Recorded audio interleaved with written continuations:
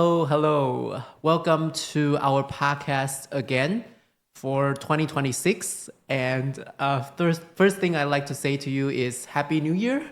It's a new year, and I'm delighted to be back in the studio doing another podcast about my passion. But before I get any further, I would like to say that I am privileged to be joined in the studio. Oh, I'm Roland, by the way. I almost forgot to introduce myself.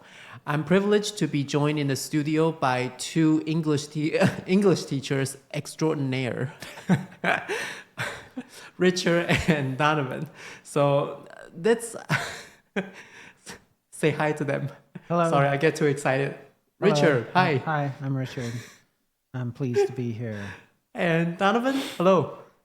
I'm Donovan, and I'm pleased to be here. And Happy New Year, 新年快乐! Wow, I almost forgot about your impeccable Mandarin. Any Mandarin, Richard? No, Mandarin, not today. Okay, thank you.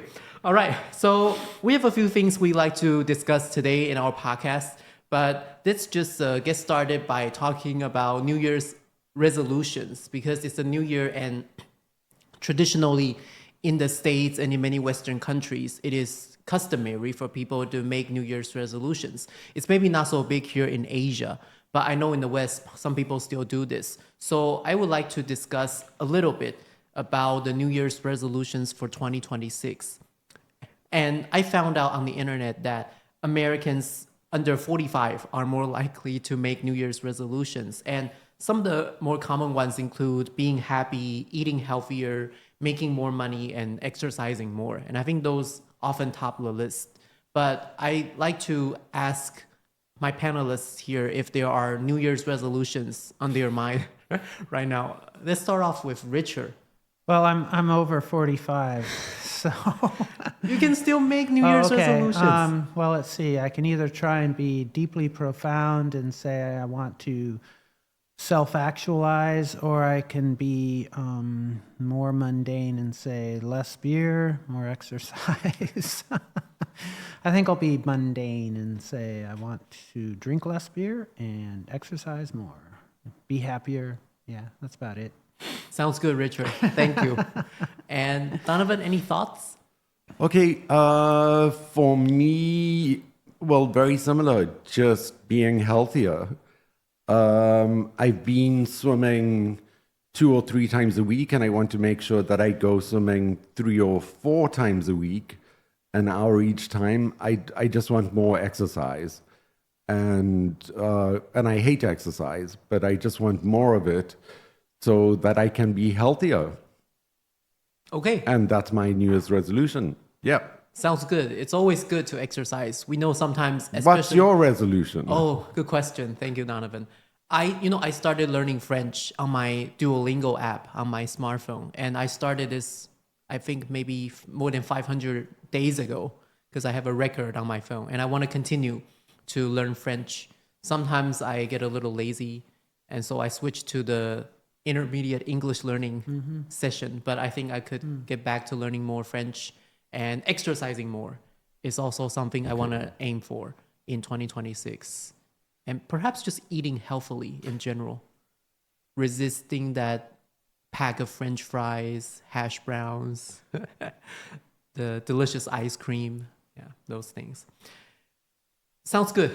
And I think we're getting off to a good start in 2026 with our New Year's resolutions. And before we go off on a tangent, I would like to talk more about today's theme, because today's podcast is centered on the bee.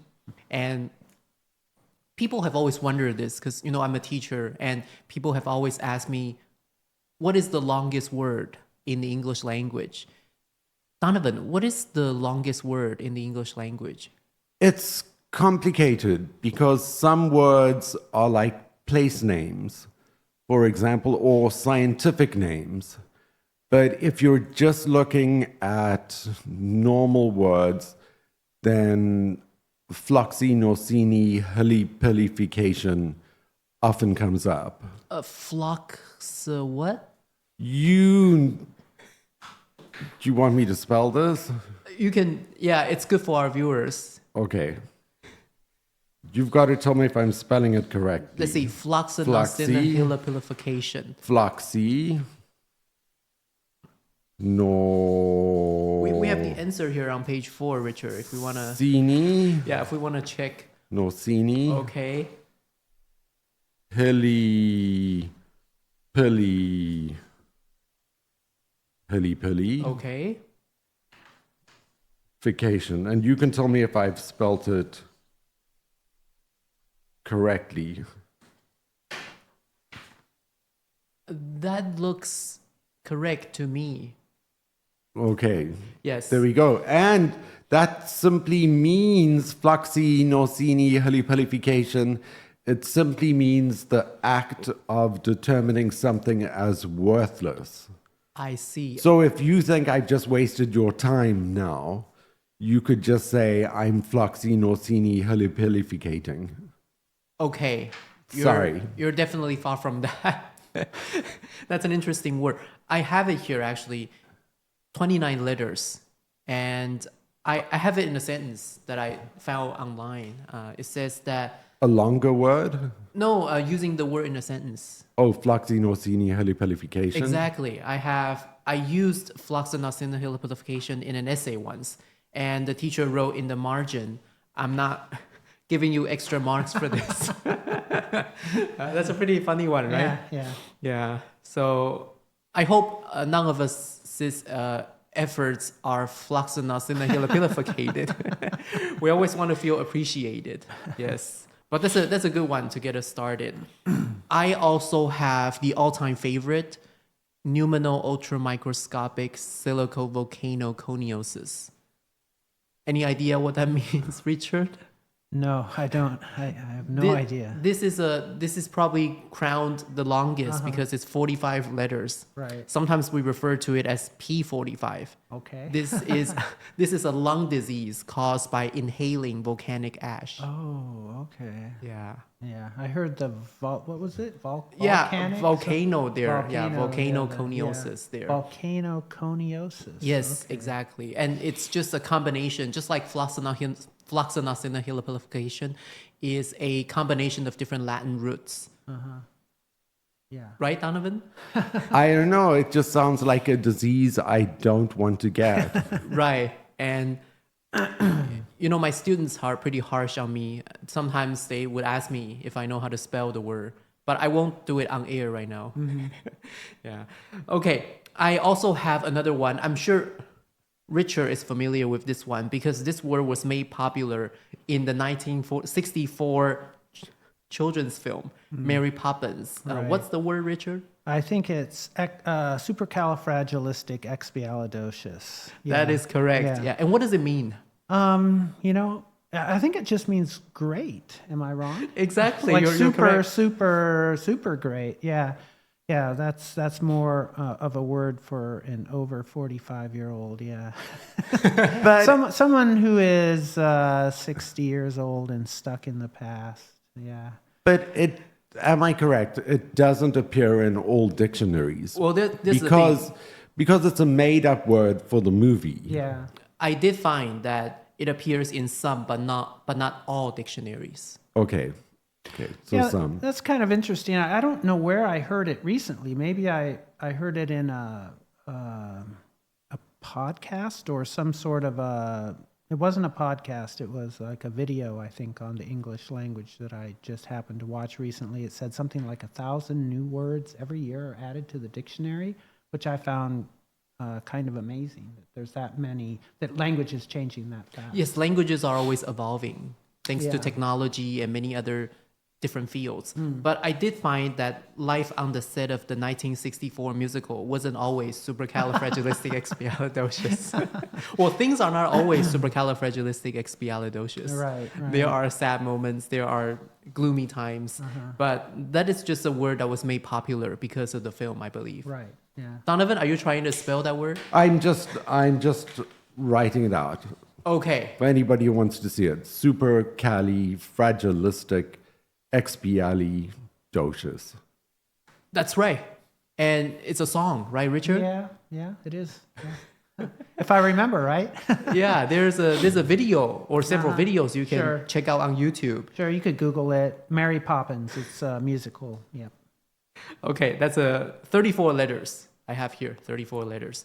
Okay, how about the more non-technical terms? I have anti-disestablishmentarianism. Any idea what that means, Donovan? Somebody's waving to me. Sorry, I'm waving back Okay. to them outside the window. Let me look. Anti-establishmentarianism. So you're anti-establishment. You're anti the powers that be. And that's your... The nism is your, like, field of belief. Right. So it's just the feeling you have that you are against the establishment, Exactly. the government, the present day government, or the present day people ruling. Okay. Yes, thank you, Donovan. And the people ruling are usually wrong. So you should always be anti-disestablishmentarian. Richard, yes. Yeah. What? You have some thoughts on this word? Well, I'm just confused because I hear an anti and then I hear a disestablishment. Oh, it is Tarianism. anti-disestablishmentarianism. So I really don't know because it could be disestablishmentarianism could be like the belief that you should that you should get rid of the establishment. Oh. And then if you're anti-disestablishment, then I'm confused. Wouldn't you be You are anti? you are absolutely correct because there's an anti and there's a dis. Yeah. So it seems like a double negative, Right. Which But it is. It does say that it is describing opposition to the disestablishment of the Church of England. Okay. All So right. I guess So- it is two negatives, but it Yeah. is against that disestablishmentarianism. Yeah. Okay. So that word actually has a specific historical context. It's not a. Yeah. I guess so. And now we use commonly, just like what Donovan has told us, a way to say that you're opposed to some sort of established institution. Okay. Withdrawing your support from a government Okay. or a church group. But you're very good to pick up the double negative. Yes, and I have one more here Okay. on our list. It Go is ahead. incomprehensibility. That sounds like a more comprehensible term. Yeah. Right, Richard? I That think I- that's more that- comprehensible. Yeah. How would you use the word incomprehensibility in a sentence? Okay, let's see. I'm being put on the spot here. There's no preparation for this. This was a pop quiz. What's the word again? The word is incomprehensibility. His incomprehensibility astounded me. Wow. That's a good one. Donovan, any thoughts? The incomprehensibility of Roland's question makes me wonder why, when he was my student, I gave Roland good grades. Okay. Yeah, I was once your student and I loved your classes. Thank you. I was never privileged enough to be Richard's student. You were never unlucky enough to be Richard's student. I do have a sentence. I do have a sentence I found online here. The novel's sheer incomprehensibility frustrated many readers. That's a Good sentence. right. Yeah. That's a good one, right? And also, the near incomprehensibility of the instructions made assembling the desk a nightmare. Yeah, it's just Okay. Sounds like IKEA. right. You have to put things together. IKEA I always thought that description. I didn't need to assemble things, but then I found out no, you need to put everything together by yourself after they deliver stuff to your house. That surprised me. Yeah, but it is 19 letters, so it set the record actually in the 1990s as the longest word in common usage. Yeah. Okay, so that's the longest words in English because many people have asked me about this, and I suppose some of the people watching or listening to the program would be curious to know the longest words in the English language. Richard, any long word that you can think of on the top of your head or mind right now that you would like to share? I'd have to think about it. How about Mississippian? Mississippian. That's off the top of my head. Mississippian Okay. is a word that describes North American, Native American culture or civilization that existed kind of in the Mississippi River drainage area. And I'd included the Ohio River. So not all the civilizations of the New World were in South America or Mexico. There was also this Mississippian culture. I don't know that much about it, that existed in North America. And I think they were mound builders. They built pyramids maybe out of earth, not stone. And so, but yeah, you can look it up, read about the Mississippian culture. Wow, that's a tough word to spell, Mississippi. Yeah, I don't even know how to spell it. I don't know how I don't know how many S's, P's, or I's are in Mississippi. So I couldn't spell that word. I'd have to look it up. Fact check myself. Yeah. Thank you, Richard. Donovan, any thoughts on perhaps a long word that you can think of in English?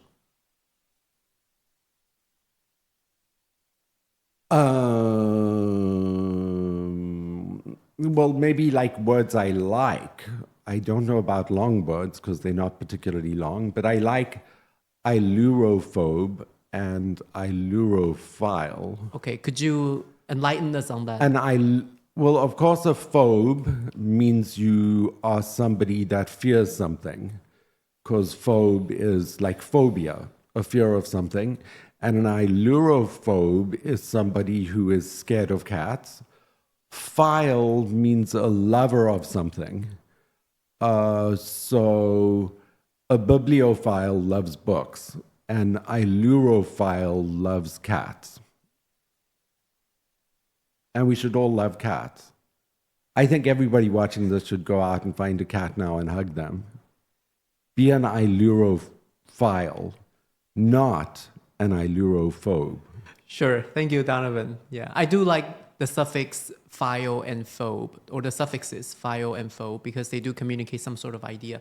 And I recently, in a conversation, talked to one of my friends about the word arachnophobe. Of course, fear of spiders. That's right, yeah. And I think there are many arachnophobes out there. I don't know if there are any arachnophiles. Do you know any? People who study spiders, I'm sure, are arachnophiles. Okay, Yeah. probably entomologists, people who study insects and creatures. But that's a good one. Yeah, I like that word too. And some people are claustrophobic. What does that mean, Donovan? Claustrophobic. Claustrophobic, of course, is fear of small places. So if you're a claustrophobe, you don't want to be stuck in a box. You don't want to be stuck in a very small room, and you would not enjoy elevators. Correct. Okay. Thank you, Donovan. All right, I'd like to get into the next section. I have some interesting words that I found. Sorry, I get too excited about this talk about the English language. But I have some interesting words I'd like to share with you all.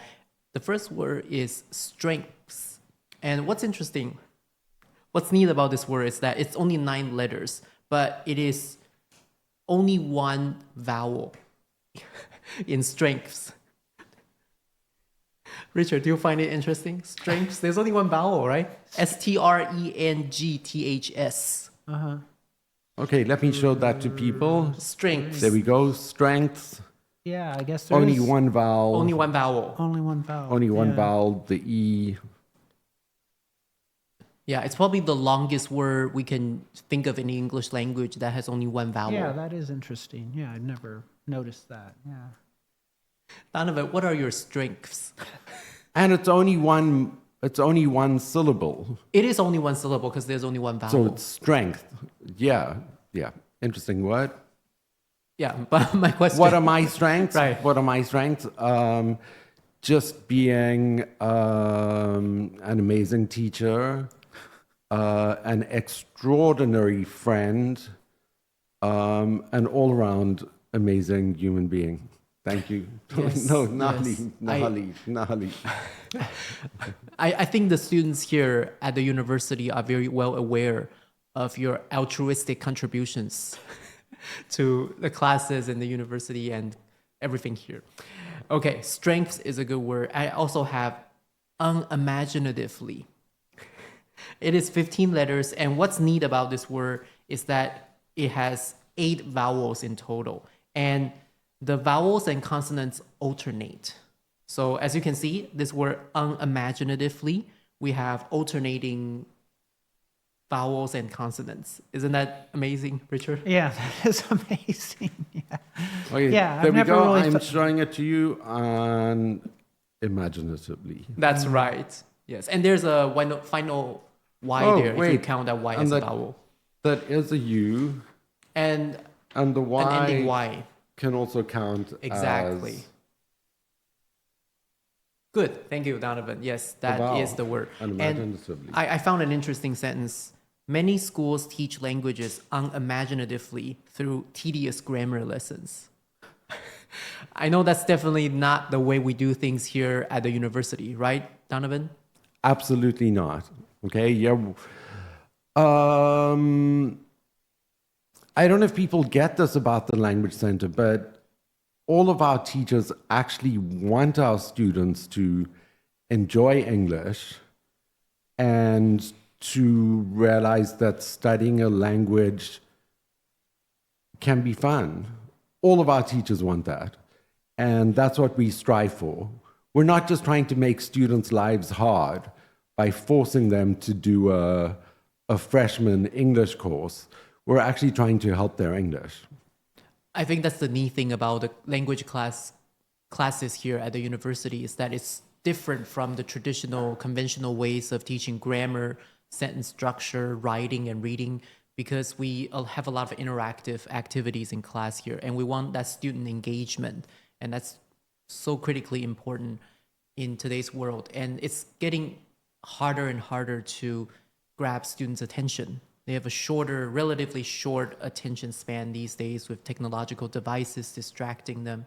Richard, do you sometimes try to incorporate some interactive activities in class so as to get your students more engaged and interested? Yeah, I mean, all my classes are interactive. Basically, I talk for a while, then I give them something to do, then I have them talk to each other. Then I try to get a few people to share, then I talk for a while, give them something to do, have them talk to each other. So, yeah, a lot of students, for some reason, it just depends on the student. I find a lot of students don't really understand that language it's not like math, it's about communication.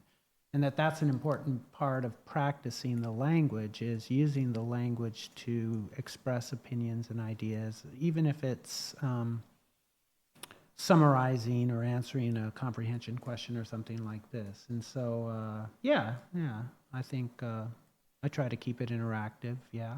Yeah, and that's why Donovan's classes were some of the favorites of mine when I was in school here, because there were so many activities we could do in class. We would do presentations, we would do group projects, and those were the fun parts. Instead of taking many written tests or grammar tests. Yes. Yeah, we have fewer grammar tests and more focus on getting people to speak and communicate.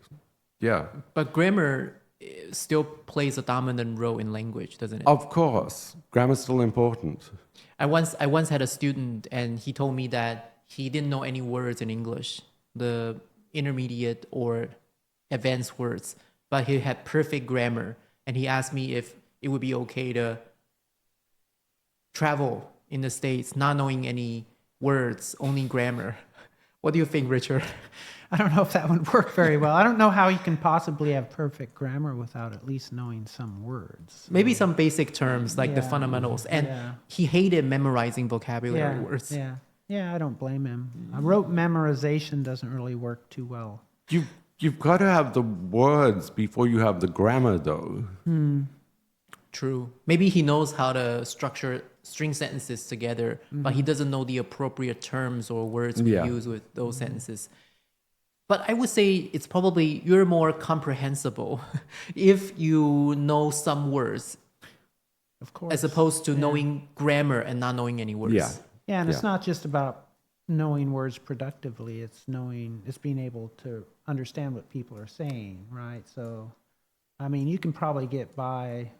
You can probably communicate most ideas with, I don't know, a couple thousand words, but you never know when someone is going to use a word you don't know. You also have to be able to understand what other people are saying. So, learning a foreign language is just a long, hard road for most people. Right? Exactly. Yeah. And I did read about the 3,000 basic terms for daily communication. So I think you need to have about 3,000 words that you use in your day-to-day conversations with Right. people. But if you're reading the news or if you're dealing with academic English, of course, you need to know more words. Right. And then, you get into what is a word. Like, there's a lot of phrasal vocabulary where, you have, it's not just one individual word, but words, 2 or 3 or 4 words together, which have a certain meaning, and you have to know all that. So it's complicated. Yeah. We talked about being imaginative and innovative in our teaching. And Donovan, would you like to write this word for our viewers? I have a word that I think recently, not too long ago, entered the English language. The word is edutainment. Have you heard that word before, Richard? No, I haven't heard it. Okay, Donovan, have you heard that word? I'm gonna guess how to spell it. Okay, edutainment. I can guess what it means. I'm guessing it's a combination of education and entertainment, and right? I think, yeah, because that's going to be education plus entertainment, and I think that's what I believe in. That's my teaching style. Yep. That is correct. So there we go, for Edutainment. edutainment. Yeah, it is a combination, just like Richard said, of education and entertainment. And so often we focus on teaching students new knowledge or information, but we forget that it should be fun at the same time. And that's why some people coined this term, edutainment. And I think that is one of the core values at the university, at least at the language center. I don't know about other departments, but we do try to incorporate fun activities in our classes. Right, Donovan? Yeah, it's a lot of pressure, though, to expect people to be both educators and entertainers. Yeah, I'm just saying it's a lot of work. it is. It's hard to put. But we do try and engage our students. It's hard to teach grammar in an entertaining manner. Am I correct, Richard? I don't know, you're asking the wrong person. Donovan, do you think it is possible to actually? I think it's possible. I don't know that I teach grammar in an entertaining way. I try and teach grammar in a way that, how do I say this, uses it in a communicative context. I try and do that, but I don't know about the entertainment part. When I was, when I was in school, what's entertaining is when you're interested in the topic, right? So I didn't need to be entertained by the history professor. I was interested in history, and that was what was fun and entertaining about education. I didn't need him to do anything extra other than talk about history.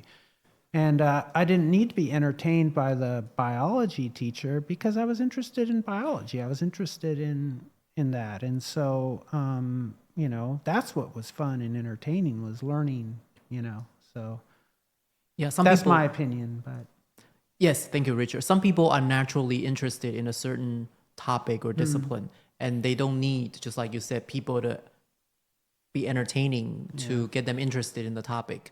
But don't some students sometimes like a subject more because the lecturer or teacher is more entertaining? That happens, right, Donovan? Yeah, we need to try harder, particularly at the moment with the smartphone generation. People are so used to seeing just watching TikTok videos for a few seconds that are entertaining. We've got to do a little harder. teach a little harder to get them interested than before. Exactly. And I used to be very anti-smartphone many years ago because I thought, oh, my flip phone worked just fine. But, you know, you can access practically any content on the internet these days with the smartphone, click of a button, mouse, and just maybe scrolling down your phone. And it is becoming increasingly difficult for teachers to engage the students because they are so often distracted by whatever entertaining show they have on TikTok or X or some other social media platform. That's a good point, Donovan. Yes. I have one more word on my list here. This word is another of my favorites. It is sesquipedalianism. Have you heard that word before, Donovan? Never, ever heard of that. Sesquipedalian. I'll write it, I'll copy it down for people. Yes. Sesquipedalianism.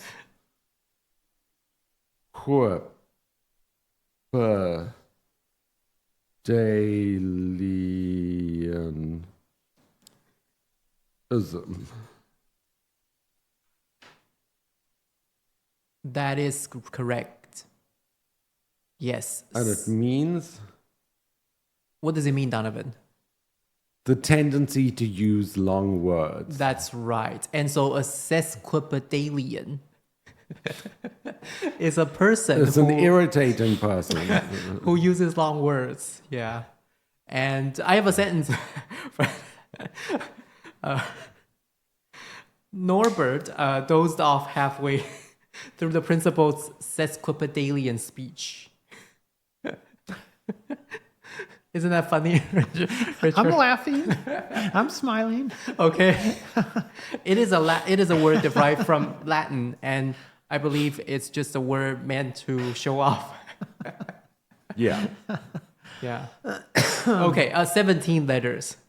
Make that. So those were some of the interesting words that I wanted to share with my panelists and with the people watching the podcast. How do you feel, Donovan? Are you entertained by these words?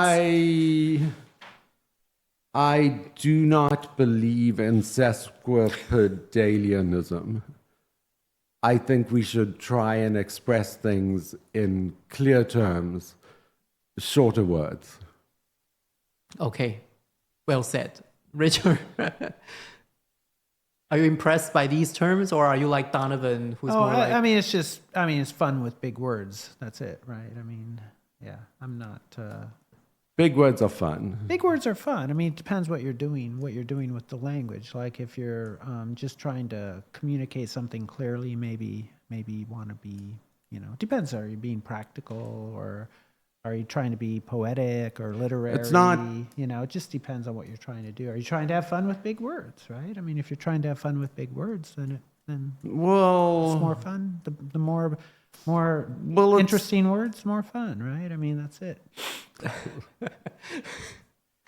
I think that's enough for the interesting words that I found in the English language. I would like to get to the next section. I have the B, and I want to be really excited as I delve into the B. I have the B intro. So I like to take this opportunity to introduce one of my favorite programs or institutions in the world, and that is the Scripps National Spelling Bee in the United States. Okay, yes. Yes, Donovan, thank you for your support. Yes, I need the bathroom. Okay, how about let's take a little break. Let's take a short break and we'll come back and resume our discussion. Yeah, see you in a few.